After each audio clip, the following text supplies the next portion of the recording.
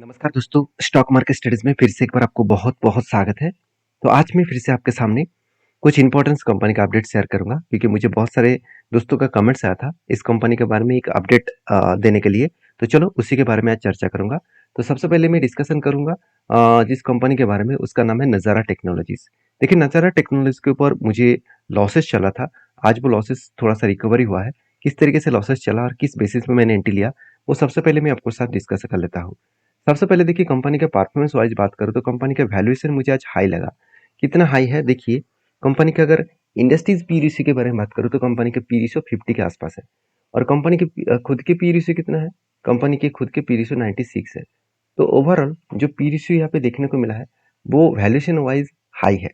तो कितना हाई है चलो मैं एक बार आपको दिखाई देता हूँ। देखिए एक टाइम कंपनी के पी रेशियो चला गया था 270 और आज कहाँ पे है? आज कंपनी के पी रेशियो 96 और एवरेज पी रेशियो निकल के कितना आ रहा है? 114। ओवरऑल बात करूँ तो कंपनी के जो पी रेशियो है वो आज ऑब्वियसली सस्ते दामों में है। तो मुझे लगता है जो सिचुएशन बना है, जो जो डेटा अपडेट देखने को मिला, उस बेसिस में कंपनी के ऊपर जो वैल्यूएशन है वो सस्ते में ही है। और कंपनी के पीबी रेशियो के बारे में बात करूँ, प्राइस टू बुक वैल्यू के बारे में बात करूँ, तो वो भी देखिए एक टाइम 13 के आसपास था, आज वो घट के कहाँ तक हो चुके हैं? ओवरऑल 3.3 के आसपास हो चुके हैं। मतलब एकदम सस्ते में कंपनी का प्राइस चला है। और एक पॉइंट्स आपको जरूर देखना चाहिए इस कंपनी के ऊपर जो बड़े इन्वेस्टर पब्लिक के बारे में बात करूँ तो आप देख सकते हैं राकेश झुनझुनवाला जी ने इस कंपनी के ऊपर 10% स्टेक को खरीदारी करके रखे थे और उनके वाइफ ने अराउंड 1.5% स्टेक को बेच दिया और अभी उनकी वाइफ के खाते में 8.5% के आसपास होल्डिंग है क्योंकि उनके देहांत होने के बाद रेखा झुनझुनवाला जी के ही नाम में वो शेयर ट्रांसफर हो चुके हैं।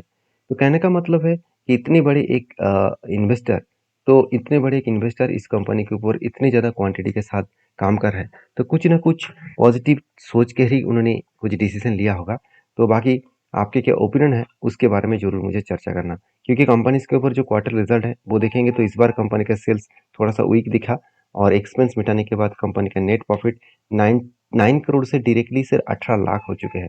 मतलब इतने दिनों से जो अच्छा खासा प्रॉफिट हो रहा था और इस बार कंपनी का प्रॉफिट ग्रोथ एकदम कम हो चुके हैं। तो प्रॉफिट ग्रोथ कम हुआ जिसके चलते कंपनी के ऊपर शेयर प्राइस में भी एक थोड़ा सा गिरावट का माहौल दिखा। अब जो ये जो करेक्शन हुआ वो किस तरीके से हुआ, किस कारण की वजह से हुआ? कंपनी के रिजल्ट के कारण, क्योंकि मैं पहले ही बोल चुका हूँ रिजल्ट आने से पहले इस दिन रिजल्ट आया, उससे पहले देखिए पिछले साल पिछले क्वार्टर के बाद अगर रिजल्ट आने से पहले शेयर में करेक्शन हो रहा है तो सोचना कंपनी का रिजल्ट खराब आएगा। तो देखिए मुझे जो लॉसेस चला था एक्चुअली मेरा कुछ एंटी लेवल इस तरीके से लेवल में था। क्यों लेवल में था? कंपनी के ऊपर एक big cup with hand pattern मुझे मिला था। पहले कप बना, उसके बाद हैंडल, फिर से एक हैंडल बना और फाइनली देखिए यहाँ पे ब्रेकआउट हुआ।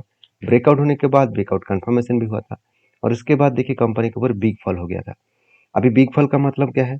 कंपनी अगर एंटी लेवल से मैं अगर डाउन लेवल तक देखूँ तो ऑलमोस्ट 30% का गिरावट हो गया था। तो 30% के गिरावट के बाद देखिए कंपनी किस तरीके से हाई वॉल्यूम के साथ वो ऊपर जा रहा है। तो इसका स्ट्रांगली एक रेजिस्टेंस जो मिलेगा कंपनी का 910 रुपीज के आसपास, इस लेवल को अगर ब्रेकआउट करके रिटेस्ट करके ऊपर गए तो सोचना वो फिर से जर्नी करना स्टार्ट कर देंगे। तो ये सब कुछ एक डेटा बेसिस में आपको मैं हमेशा बोलता हूँ कि जब भी आप किसी कंपनी के ऊपर काम करने के लिए जाते हैं तो दो चीज़ों को ध्यान रखना होगा। पहले उस कंपनी में कितना दम है और उस कंपनी का फ्यूचर ग्रोथ कितना है, वो सबसे पहले आपको देखना होगा। अगर मैं इस कंपनी के सालाना डेटा के बारे में बात करूँ तो साल भर में कोई भी वीकनेस नहीं है। मान लेता हूँ इस क्वार्टर में कंपनी का रिजल्ट खराब हुआ, फिर भी साल भर में कंपनी का प्रॉफिट ग्रोथ पॉजिटिव में है।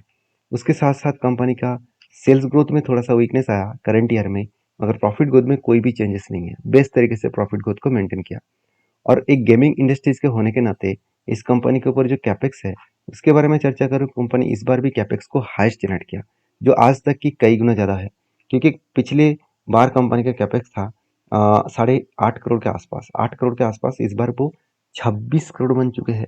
मतलब 3 गुना ज़्यादा। तो 3 गुना ज़्यादा कंपनी का कैपेक्स बढ़ चुके हैं। तो कोई भी कंपनी का अगर 3 गुना से भी ज़्यादा कैपेक्स को ग्रोथ हुआ तो सोचना उस कंपनी में एक अच्छा खासा जर्नी देखने को मिल जाएगा। तो बाकी इस कंपनी के ऊपर आपकी क्या राय है जरूर कमेंट्स करना क्योंकि एज ए इन्वेस्टर प्रोमोटर से लेकर मैं एक बार चलो आपको दिखाई देता हूँ। म्यूचुअल फंड ने इस कंपनी के ऊपर ट्रस्ट करना शुरू कर चुके हैं और एफएस के पास तो पहले से ही होल्डिंग है। एफएस के पास 10% होल्डिंग है और म्यूचुअल फंड के पास 14% होल्डिंग है। जो एक टाइम म्यूचुअल फंड के पास से 4.5% के आसपास होल्डिंग था। इंस्टीट्यूशन इस कंपनी के ऊपर अच्छा खासा बाइंग कर रहा है, अच्छा खासा पॉजिटिव थिंकिंग रखा है, क्योंकि गेमिंग इंडस्ट्रीज इंडिया में बहुत तेजी से बढ़ने वाला है। इस तरीके से कुछ अपडेट देखने को मिल रहा है। तो बाकी आपके क्या ओपिनियन है इस कंपनी के ऊपर, जरूर कमेंट्स करके बताना। तो नेक्स्ट जो कंपनी है उसके बारे में चर्चा करूँ, उसका नाम है आईटीसी लिमिटेड। देखिए आईटीसी के ऊपर मैं पहले ही बोल चुका हूँ, मैं बहुत पहले से एक एंट्री लेकर रखा हूँ और एटलीस्ट 1 साल हो चुके हैं, 1 साल होने जा रहा है। तो 1 साल में कंपनी के ऊपर प्रॉफिट तो मिला, मगर उतना खास प्रॉफिट अभी तक नहीं मिला जितना एक्सपेक्टेशन किया जा रहा था, क्योंकि कंपनी जिस तरीके से भाग रहे थे, जब कंपनी का रेंज एंट्री कुछ इस लेवल में मिला था 370 के आसपास, 370 से कंपनी अराउंड 400-500 के आसपास गया था। तो जो एंट्री लेवल मिला था उस एंट्री लेवल से अगर हाई तक देखूँ तो ऑलमोस्ट 33% का रिटर्न मिला था, मगर हुआ कुछ उल्टा। अभी कंपनी के शेयर प्राइस में गिरावट होकर आज जो कंपनी का करंट प्राइस चला है वो सिर्फ 15% का रिटर्न दिया और 450 दिन हो चुके हैं। तो क्वेश्चन ये है कि 450 दिन हो चुके हैं और सिर्फ 15% का रिटर्न मिला, क्या इस तरीके से रिटर्न मिलने से मुझे कुछ फायदा मिलता है? देखिए बेसिकली मैं जो टारगेट लेके चल रहा हूँ उस टारगेट को मैं मार्किंग करूँ तो एंट्री लेवल से इसका टारगेट लेवल अगर मार्किंग करूँ तो ओवरऑल 58% का टारगेट है। और मैं मान लेता हूँ इस टारगेट अगर 2 साल में मिले, 2 साल में मिले तो भी कोई फर्क नहीं पड़ेगा, एवरेज प्रॉफिट निकल के आएगा करीबन 30% के आसपास। तो एवरेज प्रॉफिट निकल के आएगा अराउंड 30% के आसपास, यही काफ़ी है मेरे लिए, क्योंकि सालाना 30% का रिटर्न जनरेट करना कोई कम नहीं है। क्योंकि इस तरीके से रिटर्न में आपको आप कैलकुलेशन करके देखना, आपका हर 3 साल में, हर 3 से 4 साल में आपका पैसा डबल होगा। तो पहले पहले 4 साल में पैसा डबल होगा, उसके बाद नेक्स्ट 3 ईयर्स में आपका पैसा डबल होगा। तो ये इस सिचुएशन को आप फॉलो अप करके जरूर देख सकते हैं, इसको स्टडी करके देख सकते हैं। हाँ आईटीसी के ऊपर मैं पॉजिटिव अभी भी हूँ, कितना भी शेयर गिरे मैं कंटिन्यू जरूर करूंगा, क्योंकि इस कंपनी में दम है। दम है मतलब क्या है, कंपनी का क्वार्टर रिजल्ट इस बार हाईएस्ट जनरेट हुआ, कंपनी के नेट प्रॉफिट आप देख सकते हैं 5200 से 5100 करोड़ बना। इसमें कोई फर्क नहीं है, मान लेता हूँ कंपनी का थोड़ा सा प्रॉफिट कम हुआ तो इसके लिए आपको टेंशन वाला कोई बात नहीं बनेगा, क्योंकि कंपनी के ऊपर जो बैलेंस शीट है वो अगर देखा जाए तो कंपनी का बोरिंग्स एकदम ना के बराबर है। फिक्स्ड एसेट और रिजर्व अलग लेवल में ग्रोथ हुआ। और मजेदार बात आपको बता दूं, कंपनी इस बार भी 2800 करोड़ के आसपास खुद के बिजनेस के ऊपर पैसा लगाया। और एज ए इन्वेस्टमेंट के हिसाब से देखा जाए तो कंपनी 31,000 करोड़ के आसपास इन्वेस्टमेंट किया। तो बेसिकली इस कंपनी के ऊपर जो पॉइंट है, जो डेटा है, जो अपडेट है, वो मैं आपके साथ यहाँ पे शेयर करूँ।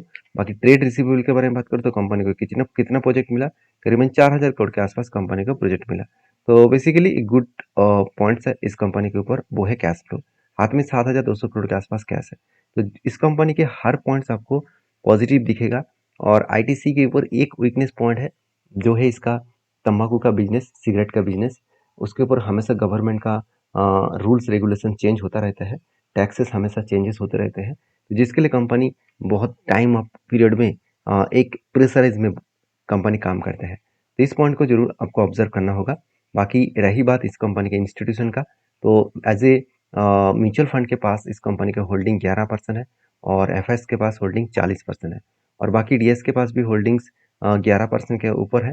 सॉरी, म्यूचुअल फंड के पास 11% के ऊपर है, अदर्स के ऊपर 32%। देखिए सबसे अदर्स के ऊपर 32% का मतलब है इस म्यूचुअल फंड को छोड़कर बाकी जो डोमेस्टिक इन्वेस्टर है उसके पास 32% होल्डिंग है, और पब्लिक के पास भी 16% के आसपास होल्डिंग देखने को मिला।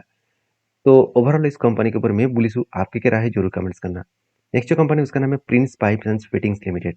तो basically Prince Pipe and Fittings Limited के ऊपर जो मेरा ट्रेड बना था, वो ट्रेड बनने के बाद कंपनी के ऊपर एक बिग फॉल हो गया था।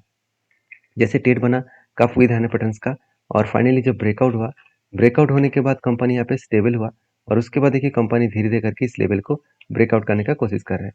अगर यहाँ से ऊपर गए तो कहाँ तक जा सकते हैं, अगर यहाँ से कंपनी बाउंस बैक करके ऊपर गए तो एक हायर लेवल तक, मतलब इस लेवल तक जाने का कोशिश करेंगे, जो लेवल निकल कर है अराउंड अराउंड 939 रुपीज़। तो ये लेवल क्यों निकल कर है, क्योंकि जो जो ये इसका कप का जो साइज है, इस कप का साइज को मार्किंग जब किया तब मेरे इस तरीके से रेंज निकल का है, जो इसका लाइफ टाइम हाई के थोड़ा सा ऊपर है।